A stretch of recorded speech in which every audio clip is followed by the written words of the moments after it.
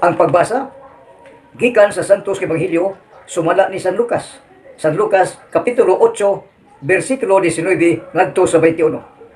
Unya miadto kang Hesus ang iyang inahan ug mga igsuong lalaki.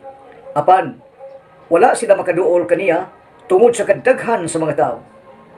Ug may mingon kang Hesus, atoa nagtindog sa gawas ang imong inahan ug mga igsuon ug buot sila makikita kanimo. Mingon si Jesus kanilang tanan, ang akong inahan ug mga igsoon mao kadtong mamati sa pulong sa Dios ug magtuman nini. Ang ebanghelyo sa Ginoo daygon ikaw o Kristo. Sa ngalan sa Amahan ug sa Anak ug sa Espiritu Santo.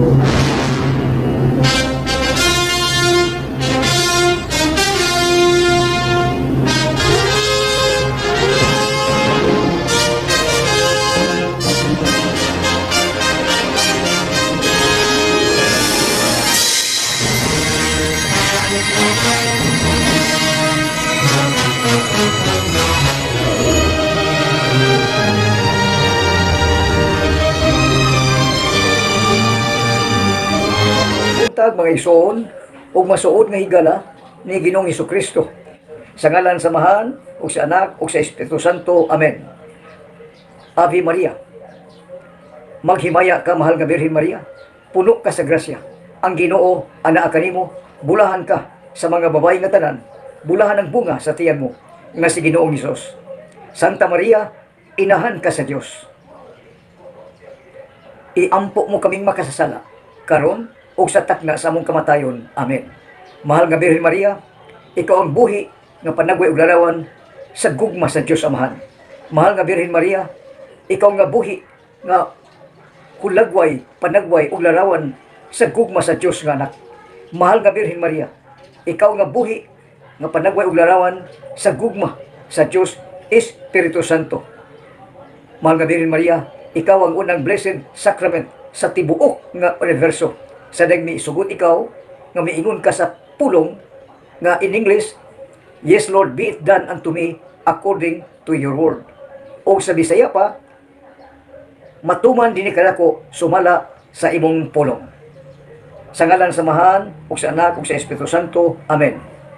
Bag-o pa lang yun natong nabati pinaagi sa live broadcast nga karong adlaw di manukad sa Argao, Cebu, Philippines. Gabong adlaw, Domingo ug Lunes dito ako sa Cebu City. Ginapit isip usasa muhatag og ebanghelyo. Dalang adlaw adlang Lunes sa gitawag og Press Freedom Week. Nahimo ako nga usa sa mga pangulo, leader. Napili ako, in fairness, ang Ginoo nagpili isip iyang leader pangulo, presidente sa buong Camp Incorporated. Ug bago pa lagi natong nabati ang buhi nga pulong daily gospel, unsa ang ebanghelyo karong adlaw, maoy imong puy-an, lahi ang ugma, lahi kagahapon, lahi matag adlaw, daily gospel, Lunes hangtod sa adlaw Domingo. Ug ang atong tulmanon naguluhan kinig ang tinuod o ang katungod. Unsa may tinuod? Truth. True. Unsa may katungod? Right. Ang tanang tao adunay right dinhi sa silong sa kalibutan, adunay katungod. Pwede mahimong adunahan, makabos. Ang mga tao iya kanang katungod, right? Apan ang tinuod, mibiya ang tinuod gamo ang kamatuoran. Ang Ginoo, ang true, bibiyaan ni puyo o katod. Mao ni ang kalibutan. Nga naman gumikan sa sala. Ang sala mao nagkanoy paingon ngadto sa pag ang uban mo sa makakita, ang uban makasabot, ang uban dili makakita, dili mo sabot. Nga naman kay mao kana ang pulong sa Ginoo. Ang pulong Dios dili mo pugos. Apan musulti sa tinuod. Kinsa man ang naminaw nagtan-aw, nag-online, nag-on-view, misulti sa tinuod. Karong adlaw daily gospel. Unsa may gisulti sa Ginoo kanimo nagtan-aw, naminaw, nag-online, nag-on-view sa tanang katawhan nga nagpuyo sa matag panimalay sa tibuok kalibutan. Ang Ginoo misulti gayon. Mitubag sa daghang pundok sa katawhan. Pundok ng tanang naminaw, nagtan-aw, katawhan, mga tao daghan gipundukan ang Ginoo. Ang uban dituo, didawat ang manwa. Nga naman di mo tuo nga siya Ginoo, siyang pulong. Apan ang uban mituo, midawat. Unya daghan man ang mga tao Misulti ang usa sa mga tao nga ang imong inahan o mga igsuon nagtindog sa gawas, nangita kanimo. Unsay tubag sa Ginoo sa mga tao o sa tao mismo. Mitan-aw siya sa mga tao nga daghan kayo. Nagpursiso, nagpundok, o kunya misulti sa tinuod ang Ginoo. Ang akong inahan, mao kadtong magtuman. Ang akong mga isuon, ang tanang katawan mga isuon, mga higala, maoy akong mga isuon, basta magtuman. Unsa may tumanon? Ang sugo sa labawong makagagahom. Nga mao ang pagsugot, pagtuman sa kabubuton, sa magbuot. Kamo will ba? Ang iyang pagbuot, maoy matuman. Apan ang inahan, misulti gid ang ako inahan, o ang ako may isuon, mao kadtong magtuman sa pagbuot sa akong man. Misulti ang Ginoo sa tanan. Misulti kada panog man ngano nangita mang inahan sa anak, kadisag asang anak ang inahan kanunay kay magluong unya mangita gyud anak. Ngano man kay musulti kag tinuod ang uban himog dautan nga ang iyang anak giyawaan mutong ang inahan giyawaan kanang patuloy nagsulti ba. Apan ang mga tao nga di makasabot nga Ginoo misulti nga puno sa kaalam, puno sa kinaadman, puno sa pag-ila ug kataw, puno sa pagtuo, lig-on nga pagtuo. Mao ni Ginoo, musulti gayod sa tinuod, mubuhat sa tinuod. Unya ang inahan, kung makabati og dili maayo nga sulti matuo sa anak, muadto gayud mangita. Apan gipundukan man, mutong nagbarog. Ang inahan nga magtuman sa kabubuton sa Ginoo. Unsa may inahan? Ang inahan at the age of 14, si mahal nga Birhen Maria, ang Ginoo nagsulti kaniya pinaagi ni Arkanghel Gabriel. Ang Ginoo miingon kaniya, maghimaya ka, bulahan ka sa tanang mga babae, magmabdos ka. Unya, inigmabdos nimo ang pulong mo puyo, kung sugot ka. Apan ang Ginoo mananghid gayon og tao, mananghid og tao dili mag kun di mo sugot, di mapugos, dili gyud mapugos ang imong mananghid. Pag iyon na bulahan ka, nya magmabdos ka sa lalang sa Espiritu Santo. Mingon ang babaeng batanon, yes Lord, be it done unto me according to your word. Matuman Ginoo sumala sa imong pulong. Misugot man, obedient man gitawag obedience to the Lord. O pagsugot sa babae nga 14 anyos, napukan ang gitawag og masinupakon. Ang unang babae misupak man, unya gipuntog sa ikaduhang babae nga ang mahal nga Birhen Maria, mituman mingon ayaw pag adto, ayaw. Giun sa man, gibali sa panuway yawa. Ang ayaw yawa. Unya giilad pa yun. Giguba ang huna-huna sa babae. Ug unya ang babae nagpatakod ngadto sa lalaki.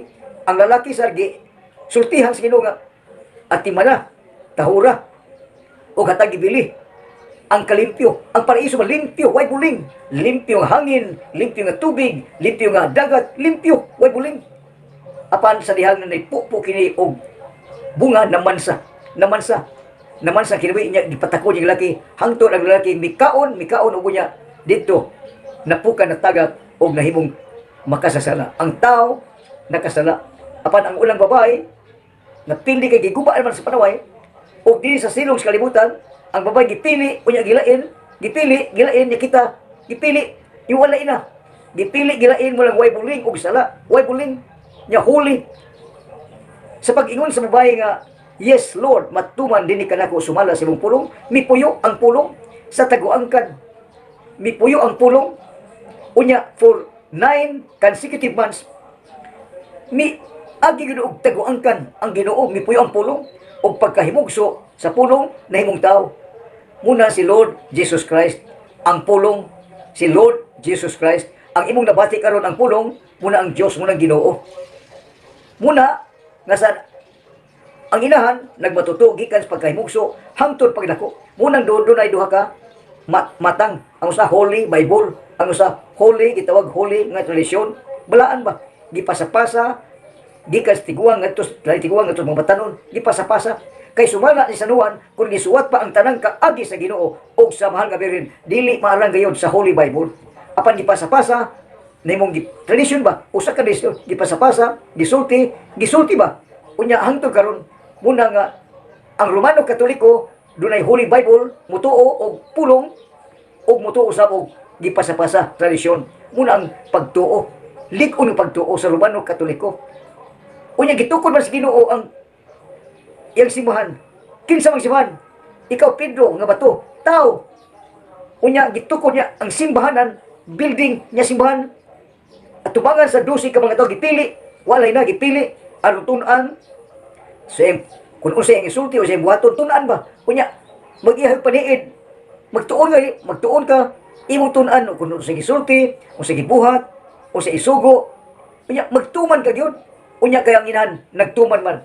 Muna nga usa sa mga tao dito nga pundok nga ang imong inahan og mga igsuon.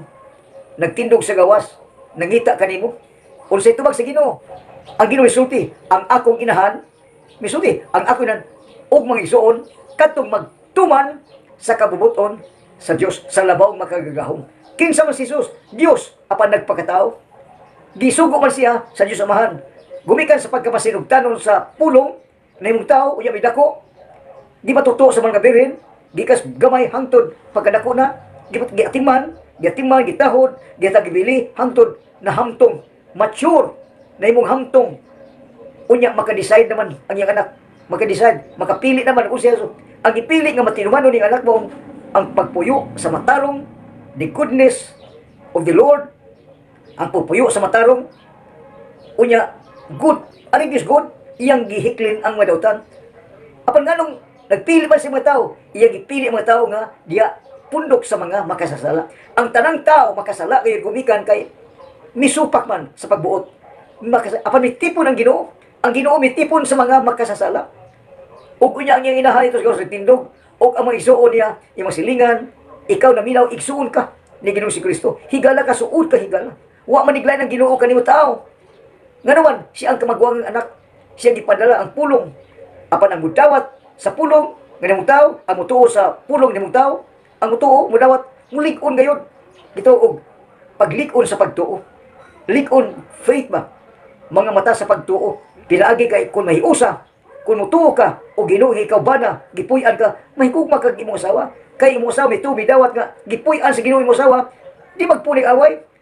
Ang magpunig away katong way Ginoo, magpunig away si matay buntag hangtod gabi mag-away, makabati ka anak. Ang anak bisag unsa ka profesyon makakuha ka apan nakita nag-away manakon mo na hangtod ang imong giharian ngadto magtukod og panay mubiya kay mangitag iyag apan ang uban mubiya apan mubalik apan uban mubiya munang miabot og 22,000 different religious organizations in the whole world. Daghan nagtukod ka naghimog simbahan, naghimog ilang kaugalingon apan gitukod sa Ginoo usa ra yun.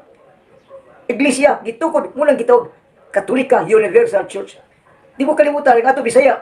Apan dito sa, di mo kalimutan, in English man. Apan mo na Ebanghelyo. Gin-English lang ato Bisaya. Muna Ebanghelyo. Ang uban, tiruan, verse, chapter, 1 verse, dili mo basa ang Ebanghelyo. Nga naman, in fairness, nisulti sa tinuod, kaya tinuod will set us free from the bondage of lies. Amen. Himaya sa Amahan, o sa Anak, o sa Espiritu Santo, maingon sa sinugdan, karunong sa gihapon, hangtod sa kanturan. Amen. Sa ngalan sa Amahan, o sa Anak, o sa Espiritu Santo. Amen. Daghang salamat sa inyong pagtanaw, daghang salamat sa inyong pagpaminaw, sa buhi nga pulong, ang pulong Diyos, ang pulong uban sa Diyos, ang pulong na imong tao, o may puyo sa matag kinabuhi sa matag tao, dinhi sa kalibutan. Amen. Sa ngalan sa Amahan, o sa Anak, o sa Espiritu Santo. Amen.